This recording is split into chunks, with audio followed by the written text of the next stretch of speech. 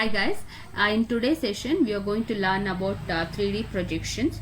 Okay, so the first thing is that in order to convert 3D object to 2D viewing, we are using this projections. Okay, so it's necessary to convert this 3D object to 2D viewing because that it's not possible to view a 3D object. So that's why it's necessary to convert 3D object to 2D view. In order to do that, we are having this projection method.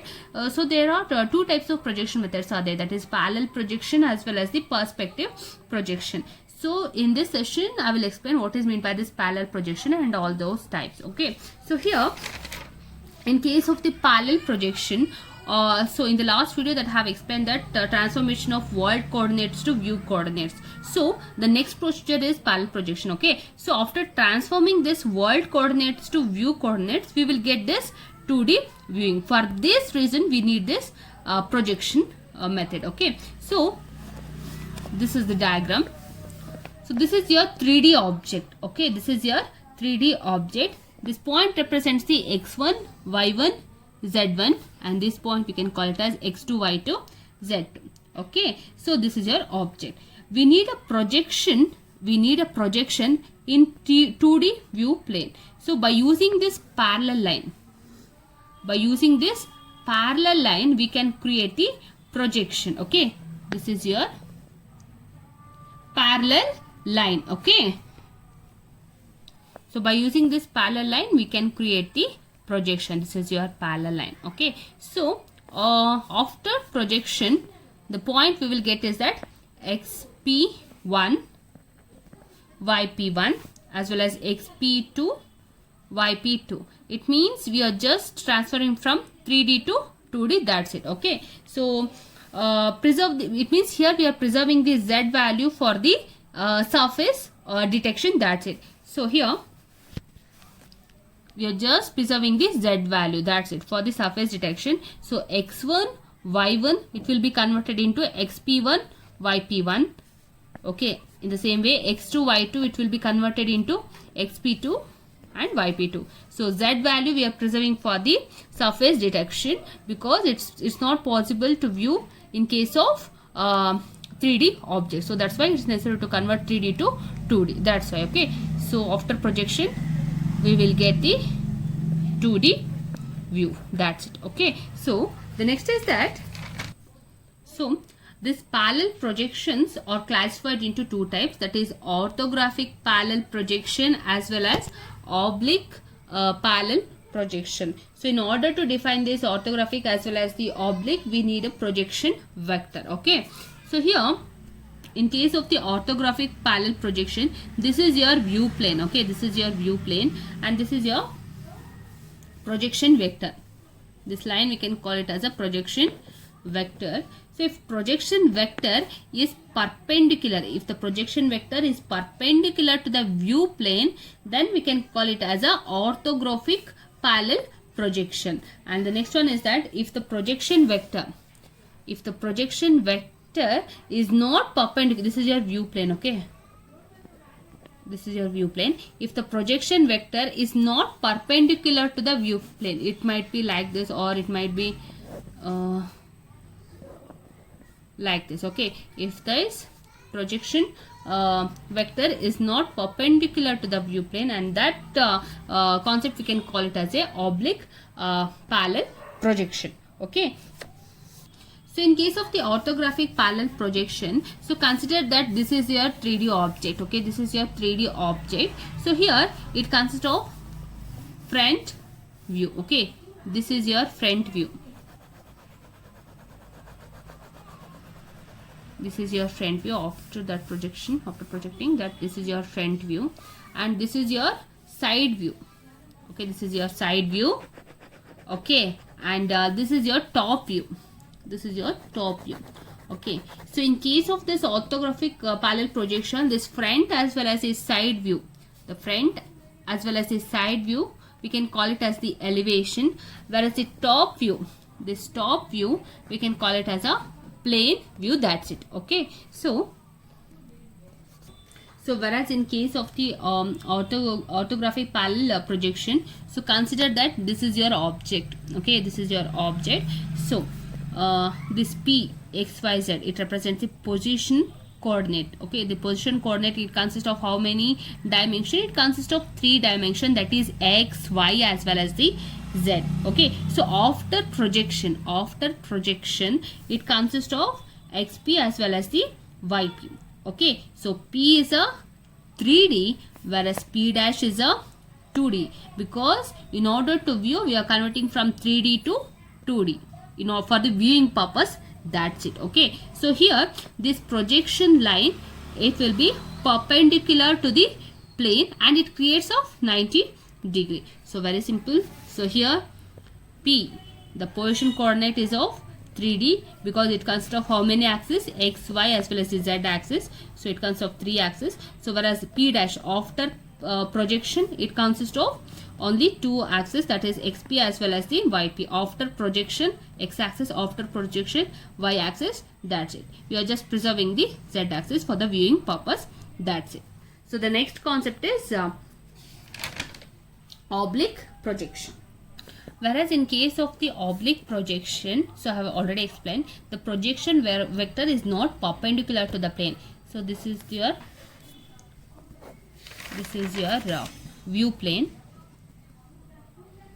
This is your view plane. So this projection vector is not perpendicular to the view plane. If then this condition we can call it as a oblique projection. It might be like that. Okay, so next is that, consider this is your object. Okay, this is your object. It consists of how many axes? That is X, Y, Z, 3D object. Okay, so after projection, it will be converted into the 2D viewing. It means it consists of only the 2 axes, that is XP as well as the YP. So XP comma YP after projection with an angle of alpha and pi. So this is your 3D object. It will be converted into 2D viewing after projection. So while converting, it creates an angle of alpha as well as the pi as well as with line. This line we can call it as L. So by using this L, alpha and pi, we can calculate the value of XP and YP. That's it. Okay, so here it's clear. So this is your 3D object. So after projection, 2D viewing, that is XP and then YP with an angle alpha, pi. This is your line L. So I will draw this perpendicular line here. So this base we can call it as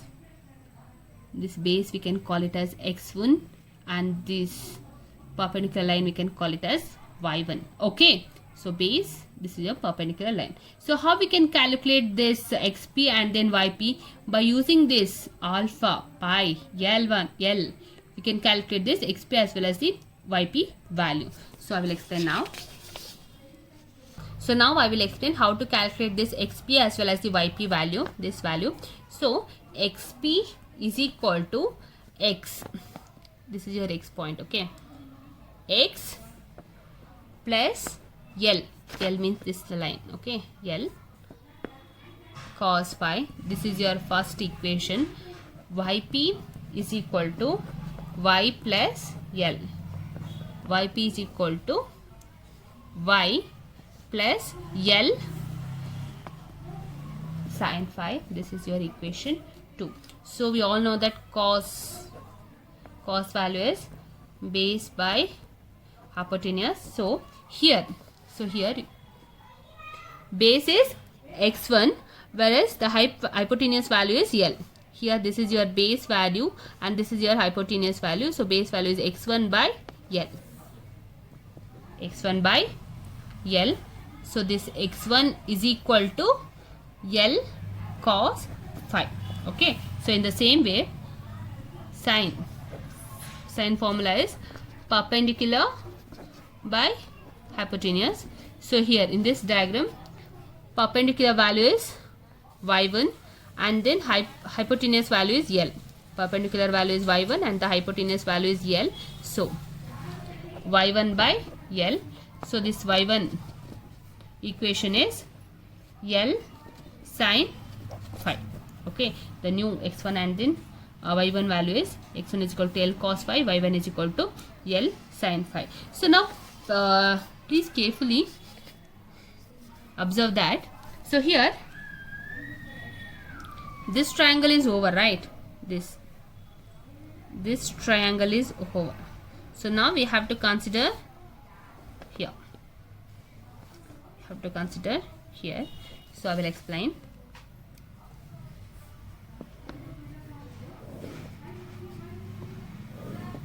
Okay, so here I'm considering this triangle. Okay, I'm considering this triangle. So this line we can call it as L. So next this we can call it as Z. Okay, it's a perpendicular line, and this point, it's a 3D object axis point, that is x, y, z. So here the tan formula is so it creates an angle of alpha, right? So here on it creates an angle of alpha. So same as it is. So tan alpha is equal to perpendicular by base.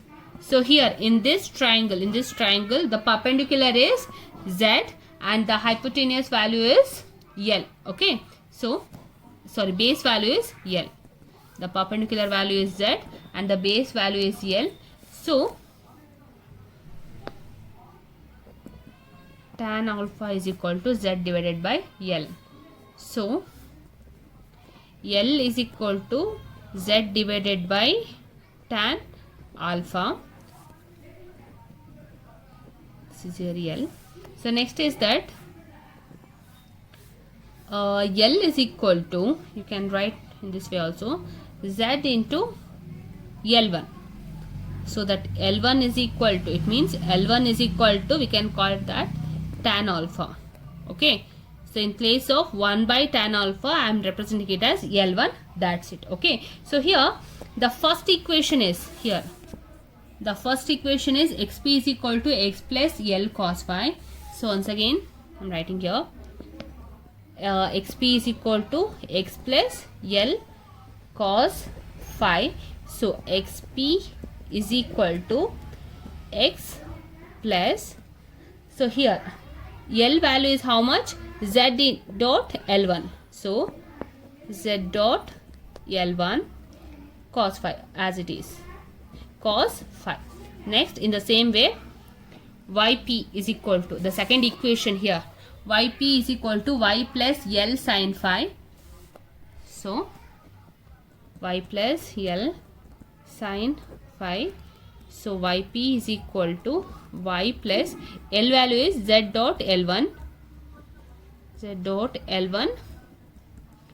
sin phi. So this is your new equation. Okay, this is your new final equation. So now, so this is your final equation after projection. So this is your final equation. So that how we can represent this equation in matrix form. So here 1 0 0 0 0 1 0 L1 cos phi, L1 sin phi, 0 0.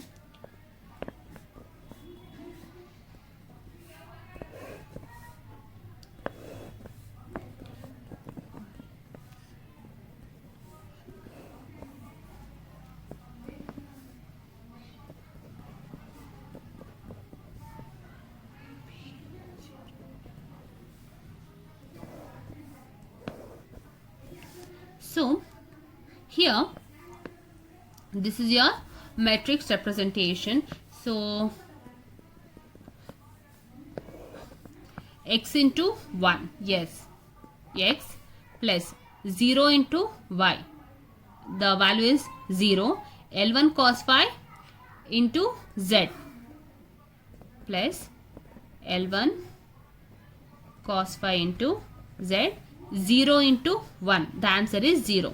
So the first row first column. That's it. Okay. So next 0 into x 0, 1 into y, yes, y, plus L1 sin phi into z, L1 sin phi into z, 0 into 1 0, yes, second row first column. Next 0 into x, 0 into y, 0 into z, 0 into 1, yes, everything is 0, so 0. Next 0 into x 0, 0 into y 0, 0 into z 0, 1 into 1 1, so yes, x plus z L1 cos phi, so xp is equal to x1 plus z into L1 cos phi. In the same way, y plus L1 sin phi into z, so y plus L1 z into sin phi. So the same equation we are getting in the matrix form also. So here we are using this 1 because of the homogeneous coordinate system, so that's why we are using this 1. Okay, so here xp is equal to this value, whereas yp is equal to y plus L1 sin phi into z. This value is 0 and this value is 1. It means we are just preserving the z value for the viewing purpose. That's it. So because for the homogeneous coordinate we are using this 1 value over here. That's it. Okay. This is the matrix representation of this final formula. So very important concept. So please go through it properly. Thank you.